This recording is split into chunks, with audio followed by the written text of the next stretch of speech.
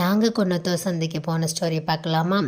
நாங்கள் மண்டே தான் குன்னத்தூர் சந்தை உங்களுக்கு அவைலபிளாக இருக்கும். அதனால் 5:30க்கெல்லாம் நாங்கள் வீட்டிலேருந்து கிளம்பிட்டோம். நாங்கள் குடிமங்கலத்துலேருந்து வரும்போது பல்லடம் ரீச் ஆகிறதுக்கு எங்களுக்கு அரௌண்ட் வந்து 6 to 6:10 ஆச்சு. அங்கே ஒரு டீ ஷாப்பில் ஒரு டீ வடை சாப்பிட்டு அங்கேருந்து பைக் எடுத்து நாங்கள் ட்ராவல் பண்ணும்போது குன்னத்தூர் சந்தை ரீச் ஆகிறதுக்கு 7 o'clock அரௌண்ட் 1.5 மணி நேரம் ட்ராவல் தான். ஏர்லி மார்னிங் கிளம்புனீங்கன்னா உங்களுக்கு டிராஃபிக்கே இருக்காது.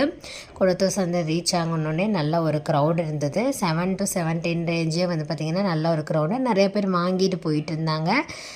ஆட்டு சந்தை தான் மெயின். இங்கே நிறைய ஆடு கோழி அது போக கொஞ்சமாக தான் பெட்ஸ் வந்து முன்னாடி வச்சுருப்பாங்க. மோஸ்ட்லி ஆடு தான் அதிகமாக இருந்தது. அப்புறம் ஆட்டோட தோல் ஒரு பக்கம் சேல் பண்ணிகிட்டு இருந்தாங்க. கொஞ்சம் சேஃபாக நாங்கள் பார்க் பண்ணிவிட்டு உள்ளே போக ஆரம்பிச்சிட்டோம். நாங்கள் ஒரு சின்ன பேஸ்கெட் கொண்டு வந்தோம். ஒரு முக்கியமாக வாங்கணும்னு நினச்சிருந்தோன்னு அது என்னென்னு பார்த்துடலாம். அதுக்கு முன்னாடி டாக்ஸ் எல்லாம் பார்த்தோம். டாக்ஸ் வந்து variety of breed, original cross breed எல்லாமே இருந்தது. இப்போ கிராஸ் லேபெல்லாம் வந்து பார்த்திங்கன்னா 1500 சார்ஜ் பண்ணியிருந்தாங்க. இதை ஒரிஜினல் ப்ரீட் ஒரு டாக் பார்த்துருந்தோம். அது 8000 சொன்னாங்க. ஒயிட் கலராக இருந்துச்சு, பிளாக் கலரில் வந்து உங்களுக்கு இயர்ஸ் இருந்தது. இது எல்லாமே கலெக்ஷன் பார்த்துட்டு அப்புறம் நாங்கள் வந்து வாத்து கோழி இதெல்லாம் பார்த்தோம்.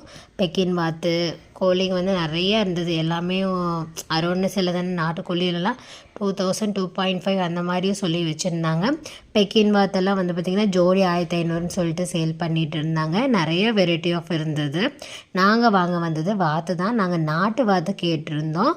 ஒரு 10 வாத்து கேட்டிருந்தோம். இவர் வந்து பர் வாத்துக்கு வந்து 350 சார்ஜ் பண்ணார். நாங்கள் ஆல்ரெடி பேசுனால கம்மி பண்ணி தான் நாங்கள் சார்ஜ் பண்ணியிருந்தார். வாங்கிட்டோம். கொஞ்சம் எடுத்து வைங்கன்னு சொல்லிவிட்டு கொஞ்சம் உள்ளே தான் நிறைய ஆடுகளாக இருக்குதுன்னு சொன்னாங்க இல்லையா. ஸோ அது ஒரு ரவுண்ட் பார்க்கலான்னு சொல்லிட்டு ஒரு சாக்கு கொண்டு வந்திருந்தோம். ஏன்னா பேக் பிடிக்கல. நாங்கள் வாங்க வந்தது 5, ஹஸ்பண்ட் 3-10 வாங்கலான்னு சொல்லிட்டாங்க. ஸோ ஒரு சாக்கு கொடுத்துட்டு நாங்கள் கொண்டு வந்த பேஸ்கெட்டையும் கொடுத்துட்டு நாங்கள் உள்ளே ஒரு ரவுண்ட் போகலான்னு சொல்லிட்டு போனோம். அது போகிற வழியில் பார்த்திங்கன்னா வேயிங் ஸ்கேல் வச்சுருந்தாங்க. 250க்கு ஒன்று வாங்கணும்.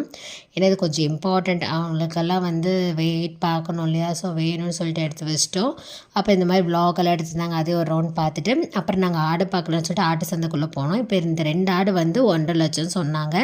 அது வரைக்கும் எனக்கு தெரியாது ஆட்டோட ரேட்டெல்லாம் இவ்வளோ காஸ்ட்லியாக இருக்கும்னு. நான் பார்த்தது இதை பற்றி நாலேஜ் இல்லாதனால எனக்கு தெரியல. பட் இது ஒரு நல்ல ஒரு நாலேஜ்ஃபுல் லெசன் தான். நிறைய விஷயம் தெரிஞ்சுக்கலாம் இந்த மாதிரி வெளியில் வரும்போதுன்னு தோணுச்சு. அப்புறம் ஆட்டெல்லாம் பார்க்கும்போது அங்கே தான் கறிவிருந்து ஸ்பாட் இருந்துச்சு. இங்கே வந்து உங்களுக்கு பர் பர்சன் 100 அந்த மாதிரி சார்ஜ் பண்ணுறாங்க. சாப்பிட்றவங்க சாப்பிட்டுக்கலாம். நாங்கள் எதுவும் சாப்பிடல. அப்புறம் அந்த ஆட்டை கூட்டத்திலே வந்து பார்த்திங்கன்னா ஒவ்வொன்றும் 2 லட்சம் சிலதுன்னா 10,000 அந்த மாதிரியெல்லாம் சேல் பண்ணிட்டுருந்தாங்க. நாங்கள் கூட்டிகிட்டு ஒருத்தர் வந்து பார்த்துட்டு ஆட்டை காமிச்சு இது 10,000 தாங்க, கம்மி பண்ணி வாங்கிக்கலாம், ஒரு 7-8 பண்ணிக்கலாம் அப்படிலாம் சொன்னாங்க. ஆனால் வாங்க வந்தது வாத்து தானே கம்முனுவான்னு சொல்லிட்டு வாத்தை மட்டும் வாங்கிட்டு நாங்கள் கிளம்பிட்டோம். இந்த வாத்து அப்டேட்டு நெக்ஸ்ட் வீடியோவில் போடுறேன்.